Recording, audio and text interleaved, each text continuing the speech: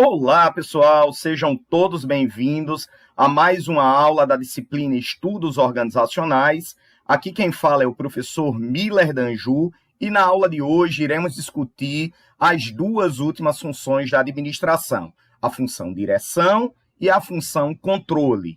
Nós vimos em aulas anteriores o conceito de administração, que consiste em decisões e ações que tem 4 funções principais, funções que estão interligadas de forma sistêmica e são complementares, que são as funções planejar e organizar, que já estudamos, e hoje iremos discutir um pouco sobre as funções direção e controle. Os objetivos da nossa aula são explicar a relação entre o processo de planejamento, organização, execução e controle, as 4 funções interagindo de forma conjunta. Posteriormente, iremos definir a função execução e a função controle, estabelecer as relações entre o controle e o processo de avaliação de desempenho organizacional e, por fim, definir a palavra autocontrole e explicar a importância desse conceito para a administração.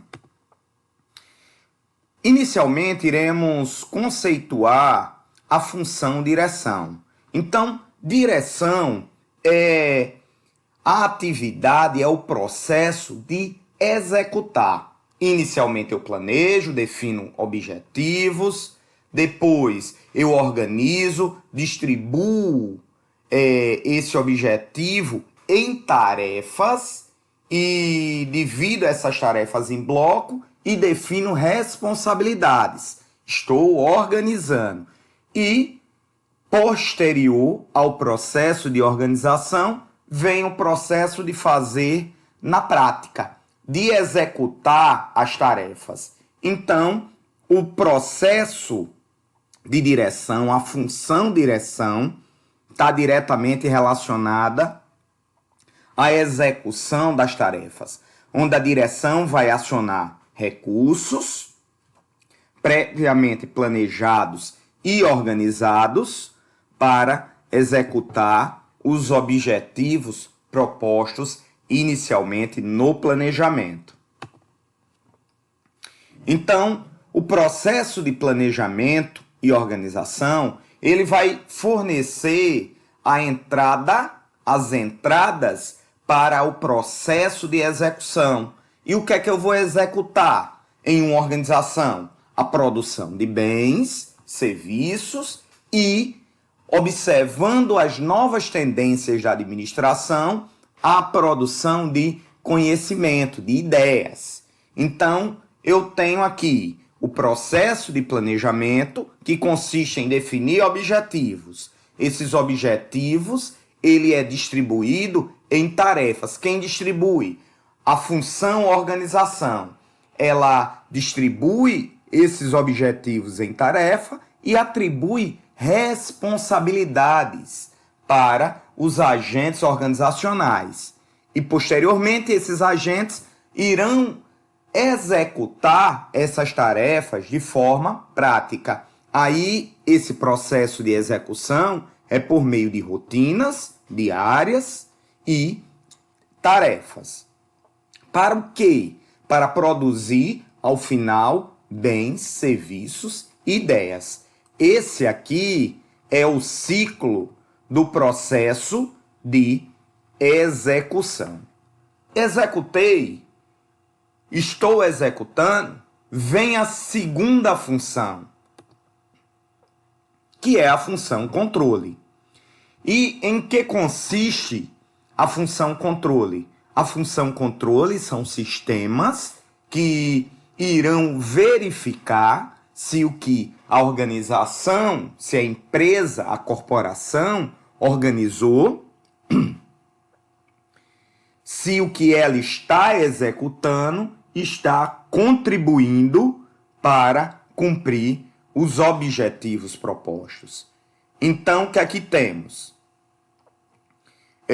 O controle, ele vai garantir o cumprimento dos objetivos e, posteriormente, identificar as necessidades de modificá-los.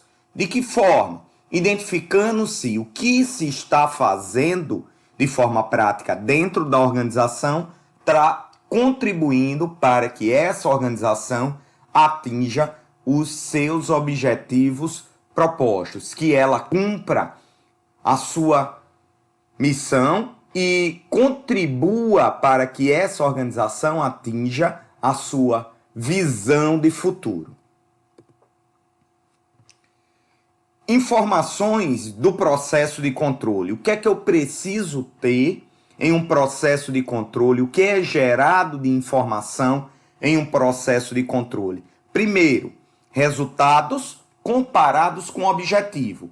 Quando se estabelece objetivos, é estabelecido algo que chamamos de indicador de resultados. E os indicadores de resultados é como se fosse um termômetro.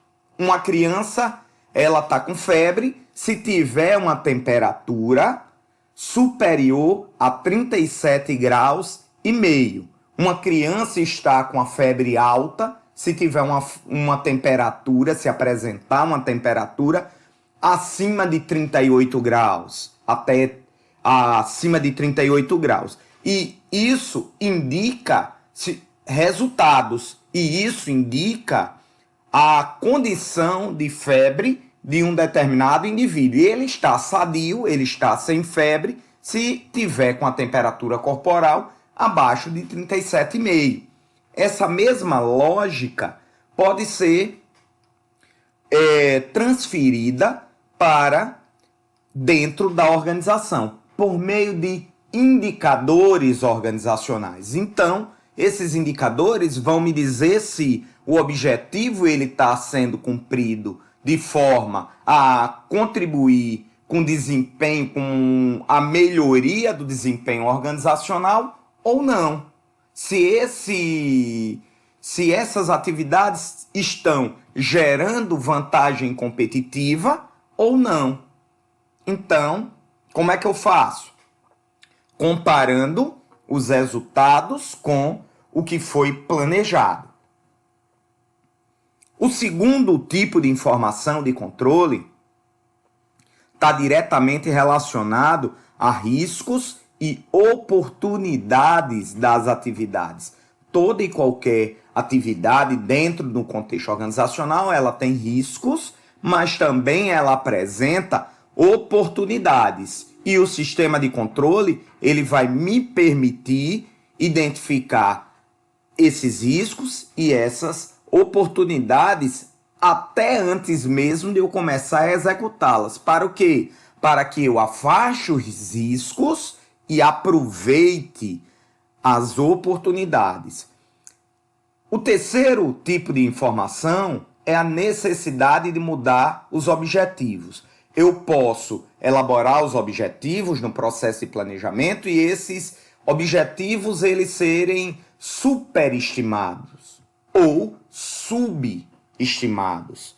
Então, a função controle, a partir do momento que eu organizo e começo a executar, me permite identificar e mensurar o quanto meu objetivo ele está calibrado, o quanto meu objetivo ele é factível, ele pode ser alcançado. E por fim, ela vai garantir, a função controle vai me garantir meios, formas de atingir os objetivos organizacionais. Então, são os quatro tipos de informações que são gerados a partir de um processo de controle. Então, de forma prática, como é que se dá o processo de controle? Eu elaboro o objetivo e o objetivo organizacional, ele está aqui, é o meu alvo, e durante o processo de fazer de forma prática, eu vou identificando se existe desvio de rota em relação ao meu objetivo ou se eu estou caminhando de forma por mais que tenham ondulações, pequenos desvios, mas se eu estou caminhando rumo ao cumprimento do meu objetivo. Então, o sistema de controle ele me dá essa visão. O controle ele tem evoluído de forma gradativa. No período do Taylor, do Fayol, o controle era feito por supervisores, pessoas com a prancheta identificando se a atividade ela estava sendo bem executada de acordo com os parâmetros estabelecidos ou não. Hoje, todo o sistema de controle ele é informacional. Ele tem uma base tecnológica que otimiza os processos de controle. E isso permite com que os feedbacks, os retornos de informação sejam realizados em tempo real e os desvios de rotas sejam corrigidos com rapidez, sem gerar prejuízos para as organizações. Assim como as organizações têm 3 níveis, o processo de planejamento tem 3 níveis, o controle também terá 3 níveis dentro das organizações: controles operacionais, controles táticos e os níveis de controle estratégico. O primeiro nível de controle que eu destaco para vocês é o controle estratégico. O que é que ele dá? Grau de realização dos objetivos estratégicos. Missão, que é a identidade da empresa, estratégias, principais estratégias da organização e nível de cumprimento dos objetivos. Me permite identificar a adequação dos planos estratégicos em relação às variáveis externas, que são variáveis de difícil controle. Então, os controles em nível estratégico me dão esse padrão, me possibilita identificar mudança de política governamental, me possibilita observar, identificar novos entrantes no mercado, a possibilidade de surgir um produto em substituição ao meu, mudança na matriz tecnológica, dentre outros pontos. Me dá também o desempenho global da organização, identifica a concorrência e demais fatores e o nível com que eu estou, o nível de eficiência ao qual eu estou empregando os meus recursos. Eu estou empregando de forma correta ou não os meus recursos? E quais são esses recursos? Recursos tecnológicos, recursos materiais, recursos informacionais, recursos financeiros. Eu tenho o segundo nível de controle em nível tático, ou nível gerencial, ou nível funcional, que é o tipo de controle aplicado às áreas administrativas da organização. Gestão de pessoas, finanças, marketing, operações, pesquisa e desenvolvimento. E o que é que ele me dá? A quantidade e a qualidade de produtos e serviços, a taxa de desempenho das pessoas, o nível no qual as pessoas elas estão empregando seus esforços e trazendo desempenho para a atividade produtiva, o nível de eficiência dos esforços promocionais ou esforços para divulgar os meus produtos e serviços para a sociedade, para os meus clientes, para os agentes que compõem a organização e o nível de desempenho dos meus fornecedores. Os meus fornecedores, eles estão cumprindo o prazo de entrega ou eles estão gerando riscos de uma possível ruptura do meu estoque? Os meus fornecedores, eles jogam muito produtos, o que aumenta o meu estoque de matéria-prima e, consequentemente, vai aumentar os meus custos de armazenagem e os meus riscos de perda, de avaria de matéria-prima.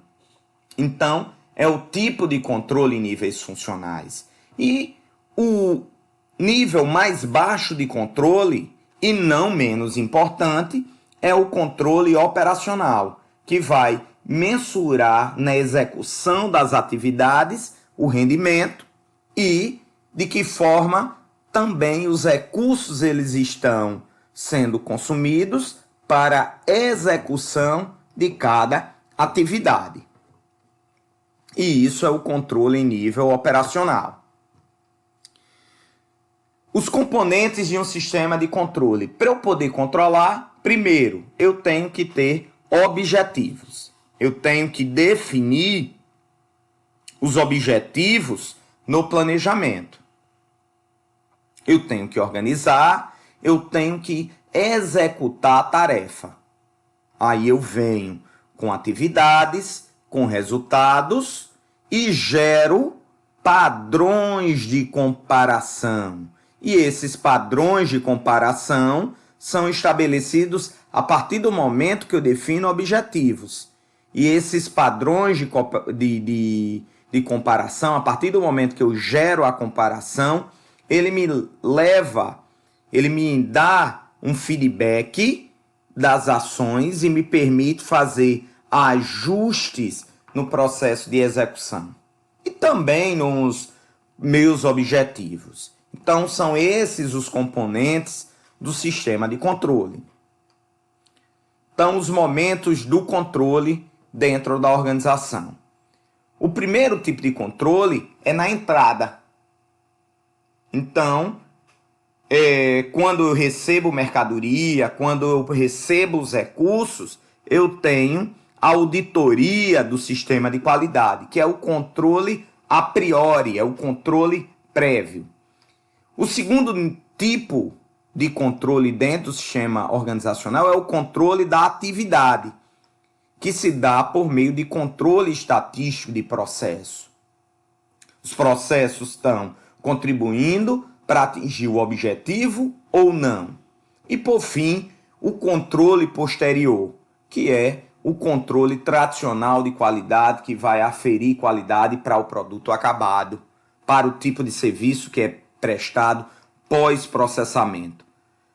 Esses três momentos de controle, eles são extremamente importantes e complementares. Eu só vou ter bens, serviços, ideias de qualidade se eu conseguir integrar de forma efetiva os três momentos de controle. Informações que são geradas pelo sistema de controle. Planejei, organizei, comecei a executar, estabeleci o processo de controle. Fui comparar os resultados com o que foi planejado. Então, se os meus resultados são iguais ao objetivo, eu tenho um controle que me gerou, certo? Resultados igual ao esperado. Qual é o tipo de decisão que é gerado? Uma recompensa para a equipe pode ser apropriada. Resultados de atividades menores do que o esperado. O que é que me gera de questionamentos, de indagações? Primeiro, o resultado ficou abaixo do objetivo. Uma ação corretiva pode ser apropriada. Os meus objetivos estão mal dimensionados, estão hiperestimados. Será que eu não deveria reduzir o que eu estou esperando como objetivo? Ou se eu estou precisando de mais recursos para atingir esses objetivos? Então, são as decisões, são as informações e questionamentos e decisões que o gestor ele precisa tomar, estar atento quando os resultados são menores do que o esperado. E o terceiro tipo de informação gerada pelo processo de controle são resultados acima do esperado. o meu objetivo era X e eu consegui desenvolver as atividades para produzir 2x. Ou seja, ultrapassei os meus objetivos. Então, o que é que eu tenho? Resultados maior do que o objetivo, recompensas podem ser apropriadas, pessoas se dedicaram e atingiram, ultrapassaram aquele objetivo que foi planejado, ou o objetivo está subestimado e eu preciso tomar decisões de aumentar o meu objetivo, porque eu subestimei a capacidade da organização. O controle e o planejamento são complementares, um alimenta o outro.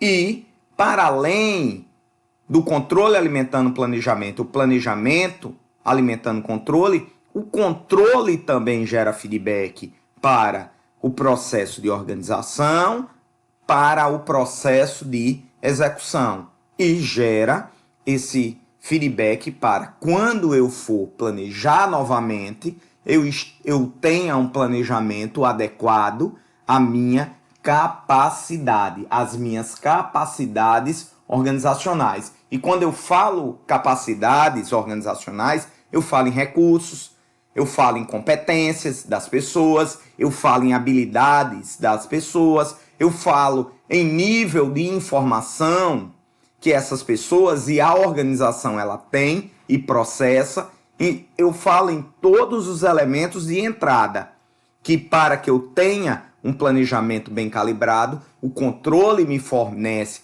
essas informações e a partir daí eu consigo identificar forças e fraquezas do meu ambiente interno e ameaças e oportunidades do meu ambiente externo.